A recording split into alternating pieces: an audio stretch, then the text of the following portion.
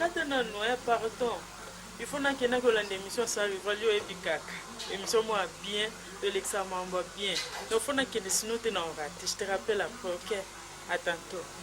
Combattant Tolembaté, toi qui te voilà la première, mais Zambé, la République démocratique du Congo, il est vivant. Le dieu de Kimbangu, il est vivant. Le dieu de Pascal Bakole, il est vivant.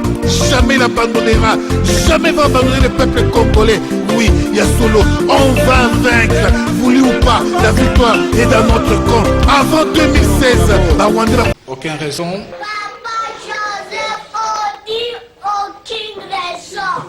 Aucune raison. Papa Joseph, on dit aucune raison. Allez donc. Salut fidèles téléspectateurs et bienvenue dans l'émission Sans Rival. Bino nyonso balandi ya Congo ya lobi.net na pesi bino mbote mingi ngawa bino Niclette Vita miroir de la presse naza toujours présente pour nous servir bino nde boyebi ka chaque jour na memela bino ba vérité na mema toujours mambo bien ponga naza miroir. Lelo vraiment on a lingi na présenter bino susu mama la mola de la presse o bino nyonso boyebi o mokili mon baba lingaka mola de la presse Yemoko sans rival en personne aïe vraiment ko pese ali susu donc vous a branché vous bougeter bo benga o ya zate bo ebisa émission sans rival et bandi o azolamba kangana on réchauffe émission zo banda te mamba bien zo banda sikoyo donc vous a toujours branché pour vous CP la bonjour sans rival. Bonjour miroir de la presse. En sans rival tomonio susu lelo message ni eli biso na après-midi à lelo. Bande konabiso ya Congo ya lobby.net avec JBS, le mannequin du média. Des salutations à tous qui nous suivent. Banami Kili, Jano Kabouya, tout le monde. Salutations. Lelo, naïe vraiment pour nous couper ça. Beaucoup de remerciements. Na papa Nabiso, président élu, Etienne Tshisekedi du Wamulumba. N'enge ayoki quand même message. Na petaki. Bien.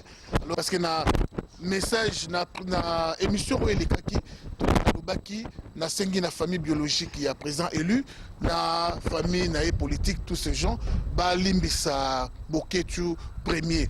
Alors j'ai suivi le message, il y a papa Nabiso Tshisekedi du Mulumba, message il y a réconciliation, message il y a unité, message vraiment il y a réconfort, message vraiment il y a pardon, paix et ça linga bien. Voilà pourquoi je passe aujourd'hui pour dire merci à notre cher papa Etienne Tshisekedi wa Mulumba. Boketu abundaka kanda mboka tout ça ya ngonde ko sala et puis c'est quand je l'ai dit aussi une émission et alors à Sengi na bato nyusu ba soutenaka ye na bato nyusu ba ki fâché vraiment ba yeba vraiment na kokisa mandoki vraiment qu'on continue notre combat dans la paix et unité. Je crois que l'autre message est Kisima, mais ce qui m'a plus intéressé c'est celui-là. Alors miroir de la presse où vraiment bato belé bande ko belé vraiment souci bango zela qui guerre ya makasi na kati ya combat et division ekota makasi na kati ya combat et né ezaki esengo na bango. Alors miroir de la presse na vandi na ngai j'ai reçu un coup de fil ya mutu moko abandi par ba insulte. Salaud, pour qui tu te crois toi? Qu'est-ce que j'avais dit? Que ce combat va finir? Qui êtes-vous? Allo papa nao. Abengi ngana numéro na ngai mais masqué numéro. Alors je me suis dit au juste avant qu'il n'a répondu à tout, mais c'est qui? Et quand je disais c'est qui, et toi là, où nous en sommes maintenant avec vos sales histoires du combat, et c'est fini. Je vous l'avais promis que combat et votre combat va finir. Et où nous en sommes? Na combat on peut au monde à Makambo, hein? Je me suis dit au juste Tina Boy qu'on répondrait na Soukana et Zanani. Et enfin c'était Yves Kisombe. Alors Yves Kisombe qui m'a proféré des menaces na téléphone. Na ben jure rebellé. Alors on a yebisi na lobi mais mon frère, au juste je ne te comprends pas. Comment nini o ekoufi? Comment ekoufi te ekokufa kapelité jamais? Tant que nous, sans rival vivant, on restera jusqu'à la victoire pour libérer Congo. Même sans rival, les combattants sont toujours là pour libérer Congo. Mais qui es-tu toi? Sans rival. Un poids lourd, Ozobunda sur place, sur les terrains. Le col a né Mwandasemi. Alors, où il est maintenant? Rien que 500 000 dollars il a cédé. Et toi, tu pèses plus que Mwandasemi. C'est par là que j'ai compris ce qui m'a plus expliqué, Zali. Yves Kisombe Alobi, Mwandasemi a eu 500 000 dollars. Sans rival na kati yo malobate bate belé ba Yves Kisombe tazanani. Bon, on appelle à chaque écart. Je m'intéresse, je ne fais pas sa publicité pendant le bazar, ça ne m'intéresse pas. Sauf qu'il y a une émission où il passe dans la maison sans rival. C'est pas Congo d'abord ou Bande Kobaleka qui balobi Yves wana za mwana kisombe te. Moi, maman wana ayana zeminaye et pas ya kisombe. Ne babota Yves wana za mwana kisombe te. C'est cela et pesa ikanda. Alors, yango a répondre nga par injure nous soyons répondre. Alors mais c'est pas important. Tous habitués. Ngana zoka ben surtout forme nyoso surtout tant on a bimisa ke émission makama masumu na finga ma forme nyoso ba finga ngai na ba fana ba masiri ka yo lobi ke masika na sida pourtant je l'avais pas dit mais Yves Kisombe eloko o esalinga bien zali ke Mwanda Semi leader wa ba to Budia Congo a eu $500,000 $500,000 pour na aloba o nyoso ya lobi asala o nyoso ya sali. Alors et salinga vraiment passé. Voilà pourquoi bande konanga nyoso congolais en général et puis bande konanga nyoso ya ba Congo na sengi bino vraiment Mwanda Semi prononcer seulement un mot seulement. Sans rival, ce que Bandeni Mwanda Semi abanda ko finga ba diaspora. Présente bolo baka momoko et pas Nzambe et eko kisama na vie ya Mwanda Semi. Plus de 5,000 personnes bakufi oye Mwanda Semi abomisa na masaki ya Congo. Afingi Mwanda Semi a bien alibisi kanami. Mwanda Semi plus de 5,000 wana. Ndekuno za na kati. Ndekuna ngana kati. Ndekuna na kati. Toyoki ka bato balandaki Mwanda Semi, ndekuna so balandaki Mwanda Semi bakufa et le Mwanda Semi akiko soutenir kanambi. Pourquoi a eu $500,000? Ah vraiment, Nzambe na ngai sunga peuple congolais to longwa na corruption. Oyo na biti côté la biso na makila ou quoi. Mais Dieu quand même a koyoka kolela na biso. Mwanda Semi a fingi ba diaspora pour na $500,000. Mwanda Semi alobi kanamba tika na pouvoir na transition. Oyo yeka kakamba. Pourquoi lobby? Parce qu'il allié déjà $500,000. Voilà la révélation que je donne. Ah, ça fait mal. Et ça vraiment pas si pour na Congo na biso ezoe banate nani aza nani qui fait quoi vraiment ezoe banate sans rival yebisa biso ce que président ba diaspora za kanani. Bon, président yaba diaspora nyonso ya monde azalakati. Président de la diaspora, nous sommes au monde azalakati. Et j'en profite pour que la diaspora aussi s'organise parce que bientôt là, si on est pour les élections, alors qui sera notre candidat? Si on est pour les soulèvements, après les soulèvements, il doit y avoir quelqu'un qui va prendre la tête du pays. Alors qui prendra la tête du pays? C'est là où le bas blesse. Voilà pourquoi nous avons intérêt à nous organiser de MENA. Vous savez, les gens qui ont la facilité de succéder Kanambe alors qu'il est, c'est son entourage, c'est sa ceinture, comme l'a fait les soi-disant fils de Mouzé Laurent Désiré Kabila. C'est sujet rwandais. C'est parce qu'il faisait partie de la ceinture. Il faisait partie de la ceinture de Messier Kabila. Alors, c'est ainsi que le pouvoir continue. Alors, si on ne fait pas attention, nous risquerons aussi de vivre la même scène. Alors nous avons intérêt à nous organiser, nous de la diaspora. Si on ne s'attarde qu'à crier soulèvement, soulèvement, merci, coup de chapeau, mais après le soulèvement, nous avons intérêt à nous organiser, s'il vous plaît. Alors, nous de la diaspora, je demanderai à tous nos frères, Oyo, Soutenaki, puis baza ko soutenir tribalisme na diaspora pe na mboka na biso cessez botiki eloko wana ce n'est pas bien et belé bato ba sepeli makasi na tension mu pepe o eyaki na masolo ya ndeko na biso Bokechu be belé ba soutenaki eyinda kaka mbala moko eyinda bangala contre baluba. Or dans l'esprit il y a président Etienne Tshisekedi wa Mulumba, il n'a jamais aimé que le Congo soit divisé, il n'a jamais soutenu le tribalisme. Et dans l'esprit de mon frère Bokechu Premier, il n'a jamais soutenu division ezala. Kebangala, bazala mupanzi, baluba bazala mupanzi, na soulena Bokechu.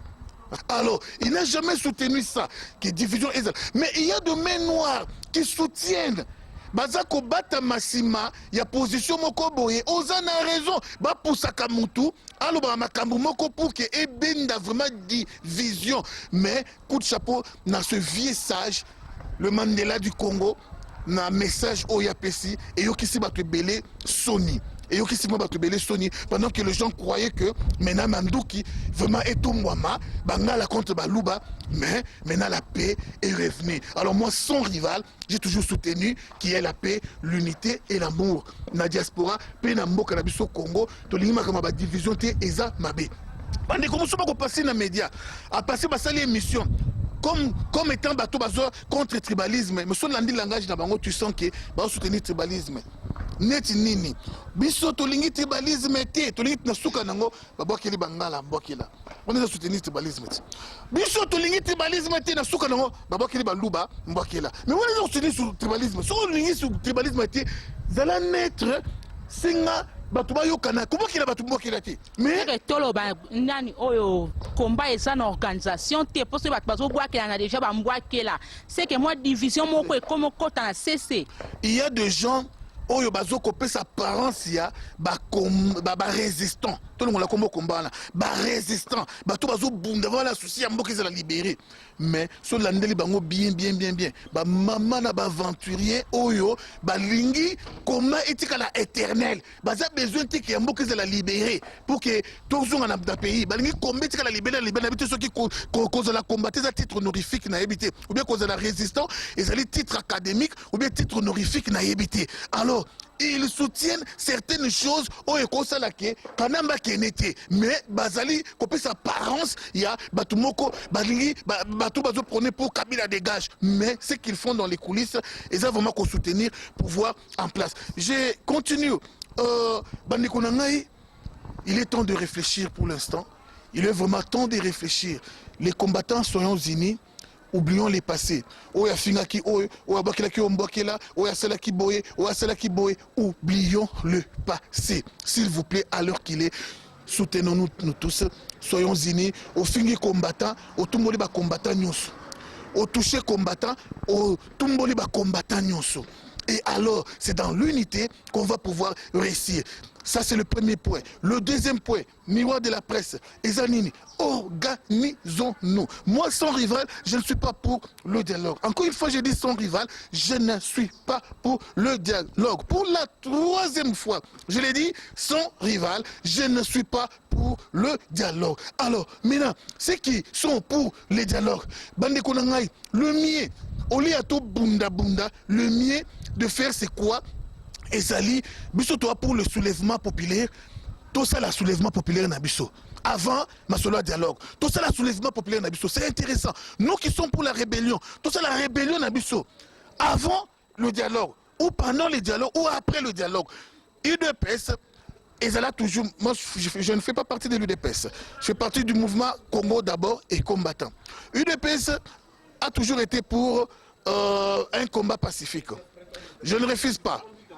Pendant qu'il y avait des PSS basés au Bunda, pendant qu'il y avait des villes mortes, pendant qu'il y avait des marches, Mouzé Laurent Désiré Kabila a signé qui permission pas à président Tshisekedi pour nous renverser Mobutu.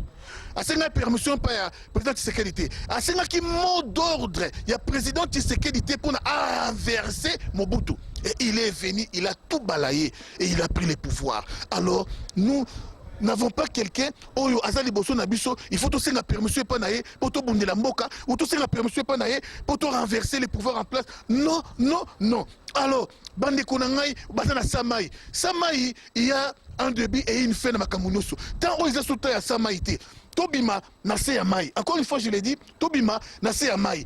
Nous slogan. L'heure n'est plus à des révélations. On n'a plus besoin de révélations. Tel a fait ceci, tel a bouffé de l'argent, tel a sali boy, tel boy a trahi, tel a zalakina mutuboy, oh il de mateba, oh tel boy. L'heure n'est plus à des révélations. L'heure est maintenant à action. Tout ça besoin de quoi il y a action. Nous voulons le départ des Kanambe sur les terrains. Tout ça besoin d'action sur les terrains. J'ai parlé avec Christian Malanga. Christian Malanga, qu'est-ce qu'il me dira? Christian Malanga, alobi, kotina batu sur le terrain, babanda ko conscientiser. Batu nyonso na chaque quartier.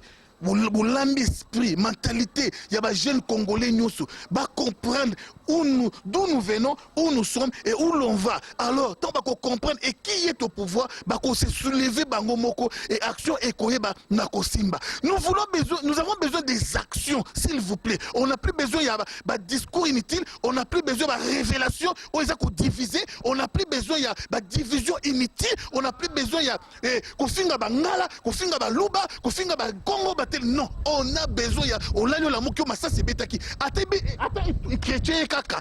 Toyo kaka ke massa c'est chrétien qui attaque au chrétien. Mais l'autre côté et l'autre côté et l'autre côté. Alors vraiment ne continuez pas, ya kovana na samai, to bima biso so to na samai, to sanga na biso nyoso. Bouton hors l'état de nuit, c'est sujet rwandais. 5 ans du pouvoir, il y a Mbemba, il est toujours là. 5 ans du pouvoir, il y a Ayibi, il y a Kanambe, il est toujours là. Toujours nous, de l'autre côté, des révélations, des révélations, des révélations. Sans action, on a besoin des actions. On n'a plus besoin des révélations sur le terrain, sur place. Tout ça, besoin de Toyoka, Akoufi, Asa Sousouté. Wana Kanambe. Nani Lissous. Sans rival, on a contre dialogue. Dialogue, et ça m'a béto, et ça, ni n'a pas comprendre. Bon, dialogue en soi, bon, c'est un fait, ils ont un problème. Dialogue, c'est normal, ils ont un malade, ils ont un bêté. Mais dans le cas où ils ont un sikoy, dans le contexte actuel, où Kanambe est à la porte de son départ, il est au soir de son mandat, où il y a le Kouta Yibi, alors nous devons vraiment conjuguer nos efforts tout bimisaye à Kendi. Surtout que nous bimisaye, tout ça va pression on nous surtout ça là pour que vraiment mindele ba sungabiso manane sili ami bimela na bopete. Alors dialogue c'est vraiment une autre porte qui s'ouvre na Kanambe avant une année les sous, avant 2 ans les sous, avant 3 ans les sous. Mais quant à ce qui concerne l'UDPS n'a fait des routes na bango, bazan na bango na raison n'a fait des routes na bango, bazan na raison bango bazan ba topé, bazan na raison bituma na ba bundela ngondengi wana. Mais nous autres les combattants nous sommes contre le dialogue. Ah oui, les combattants sont vraiment contre le dialogue. Sans rival, tout ce qui est pendant la sous-émission, la biso, le mot de la fin, et puis ça, on a battu Sambote. En passant Média Médina, ceinture à sans rival na Hollande, oui, maman na bénitiel respect. Mbote na JBS. JBS au Congo, il y a lobby.net, pas même 2 ans, 3 ans, mais remplacer Congo Mikili Lali, JBS, j'apprendrai. Na bande comme ça que JBS peut-être à Simbi qui c'est pour na site naé parce que batunyo sur les lobby la 3W Congo ya lobby.net na yebité qui c'est moi Simeli yango wapi respect vraiment na le mannequin du média pourquoi pas nous les combattants si tu es boya ba collabo site oyo et boya nango masolo Kanambe site vraiment oyo 100% pour les combats. Merci et ça vraiment sacrifice monene bosali pour nanité bana mikili ya Jano Kabuya tout le monde basango ya Congo mbote vraiment na bino nyoso. Merci. JBS, le mannequin de la presse, vraiment, il y a yango, il y a salutation, bien à part, il y a miroir de la presse. Voilà, fidèles téléspectateurs, nous sommes vraiment arrivés à la fin de notre émission. Pour Nanga, miroir de la presse. Oublier, maman, Nabiso, encore il faut n'enseigner na Kengo à Dondo. Vraiment, ceux qui, Eza Kanambe, Moutoza, ko intoxiqué, bino, boto la lopango abato, bozongi sa lopango abato ya Papa Paul. Papa Paul, oyo métier avant dans la France. Vraiment, villa nae, château nae, bozongisa lopangu ya bato. Radek, ndeko na biso musicien, ndeko na biso Radek oyo aza porté disparu, bandeko nyonso ya monde, tout élément, tout ça la marche pour na Radek. Les gens qui ont pensé que Kanambe, ce qu'il a fait Arma Tungulu, il ne le fera plus. Ce qu'il a fait à Tchebeya, il ne commettra plus cette erreur. Alors, je vous dis que Kanambe est plus qu'un sot. Je n'ai pas cette culture d'insulter, permettez-moi les mots, mais Kanambe, vraiment, Aza vraiment na bo sagesse ya bo mototé. Et qu'est-ce qu'il est en train de faire na Radek? Vraiment, ce qui est Aza na conscience. Il y a la kambo sala na Arma Tungulu mais Radek, un mois yango azomona na te. Tolingi tomona ndeko na biso abima, tolingi tomona ndeko na biso abima. Dans les cas contraires, tokolobango na médiaté bokoyo kasango. Ah oui, merci à tous les fidèles téléspectateurs qui sont branchés pour la émission Oyo, pour le miroir de la presse Niclette Vita, Nazananga vraiment na parti politique, mon côté Nazananga vraiment simple congolaise, mais tout se soutenir et tant que congolais et non tout finganaka, tout le banakamabe quelque part pe ezope sa soni. Vraiment tout comme une sous émission na biso pour na conclure na pesi pena ba onyo soit qui branché pour na kolanda biso ba remerciement binonyo so o bozo soutenir biso chaque fois na ba conseil pe na ba remarque na lingi bino mingi vienanga Serge Lukoki ya Adilove mama na Seradi na Sheidi na lingi yo mingi vienanga continuer kana ba conseil wana ezo salanga bien Gitabala yo zala kaka Sentira Tutu Kabuya eza bongo Eric Mukonko le maître Sox na lingi bino mingi na pesi mbote na Jenny na pesi mbote na Hélène na bosani coiffeuse na ngai opena asalike ngana zala zizi na mbote mingi na lingi mingi na bosanité Magi Mwanda maréchal de la presse na lingi mingi mbote na yo ngai na bosa na leader ba combattant na Free du Sud yoza a opesi biso ba news te pesi biso na ba news a combat. Non, ça va très bien, ça va très bien. Je crois que tout vraiment bien dans lui. Le mal est que Congolais comme kufa mingi, il y a une main noire où ils ont Congolais tout comprendre. Moi quoi tu kufa susu hier, Babeti Massas Koufi. Alors vraiment paix à son âme. Il n'y a même pas un mois, il y a aussi un autre Congolais, Babeti Massasi Kaka Awa, na place ba Congolais basanganaka. Bandeko na biso Baya, papa, babete, badle congolais, babete, Massas Koufi.